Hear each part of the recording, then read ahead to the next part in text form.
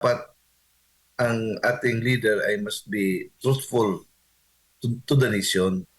So, pangunahing dahilan nga po talaga ito na matatawag nating may oil crisis na dahil nga yung pinagbabatayan natin yung supply at saka yung biglang pagtaas din ng presyo ng langis na umaabot na nga sa 100 o higit pa.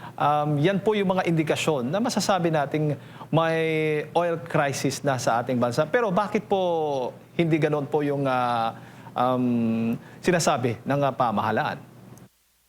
Isa lang, nagsisinungaling, Jade, para sabihin na everything is under control. Dapat ang ating leader ay must be truthful to the nation. Pero iba man ang kaniyang pamamaraan. Kung ano yung itim, gawin man nilang puti. So, but the people cannot be fooled into believing that there is no crisis. Kasi tayo, hindi man ito, it's not about propaganda, it's about what we feel. Kaya nga, yung traffic ngayon, Jade,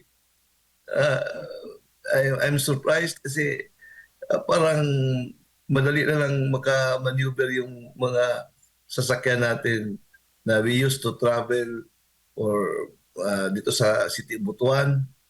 Mayroon ng mga traffic dito pero ngayon bigla lang parang peaceful, parang bumalik tayo.